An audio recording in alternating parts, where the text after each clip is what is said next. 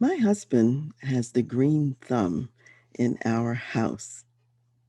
He's the one that can really nurture and grow plants, plants of all kinds. Not only in the house, he also grows beautiful flowers outside as well. Well, one day, some years ago, my best friend gave him an exotic green plant cutting. And the plant cutting was growing in a jar of water. Now, my husband was supposed to have the plant potted in some soil, or he was going to do it himself, either one, and he never did. What's amazing is that this green plant is still thriving and growing, and it's incredibly beautiful, even though it's only food and its only sustenance is water.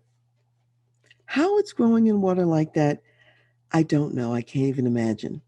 And recently I was talking to my friend about it, and I said, "You know that plant cutting that you gave my husband? It's still growing in the water, and there are no brown leaves. It doesn't look bad. It's very healthy. New leaves are sprouting. It's continued to grow." Now, if it was planted in soil, would it grow bigger? Would it grow thicker? Would it grow faster? I don't know. Perhaps would be even more lush. However, for now, with just water as its home, it is still growing. So, what's the takeaway lesson in all of that? Thinking about this plant cutting that's growing in water. Wherever you are, draw sustenance from that environment. Take in the food where you are and grow. And because your circumstances aren't ideal, don't just say to yourself, "I won't grow," or "I can't grow," and "I can't develop." You can grow where you are. Maybe not as much as you could if you were somewhere else. However, you can grow where you are. So maximize your opportunity from the living water where you currently reside. Now, unlike the plant, we as people, we can plan to get potted in different soil. We can move. If not today, we can move later. Or if you're already planted in soil and it's your impression that that soil is really shallow, you can go to deeper ground at some point. You just have to plan it, visualize it, and get there. If the pot where you're growing is too small and your growth is limited where you are, you're in a job that maybe feels like a dead end, or you think you've already learned everything you can learn there, you can move to a bigger pot. You can move to deeper soil. In the meantime, just remember to grow where you are. And what I want to remind us of is what God told his people, the Israelites, so many times. For example, when they went down into Egypt, Joseph was down in Egypt as a slave because his brothers had sold him into slavery. And he had become quite prominent in the land. And so he was a ruler, even though he was still enslaved, so to speak. And so he was able to save his whole family from the famine because he was there and he was in such a prestigious position. Later in their history, after that Pharaoh had died and other pharaohs came on board, the whole nation of Israel was enslaved down in Egypt. And God did not want them to diminish in numbers.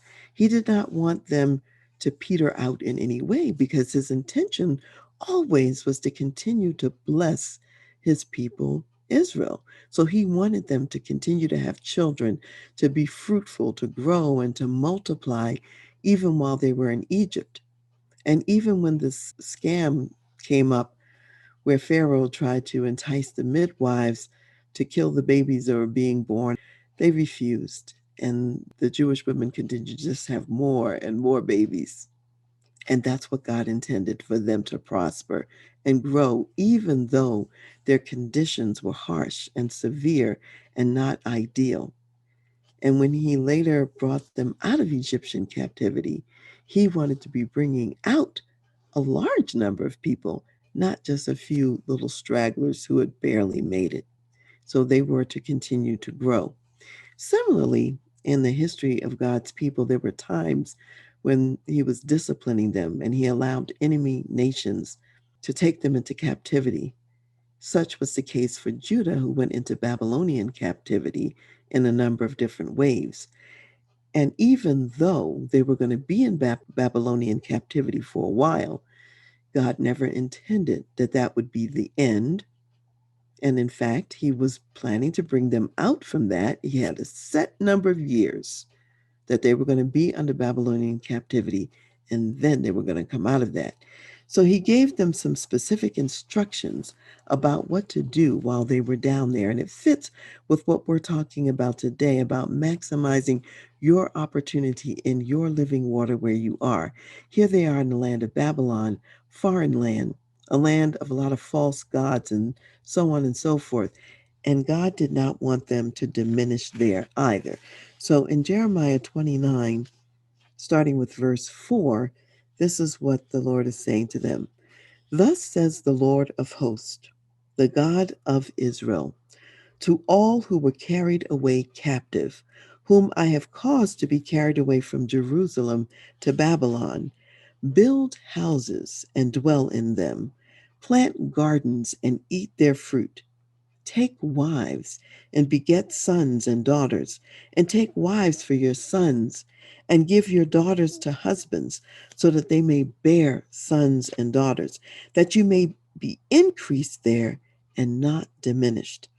And seek the peace of the city where I have caused you to be carried away captive, and pray to the Lord for it, for in its peace you will have peace. So, blessings to you as you abound and grow in the living water where you now live.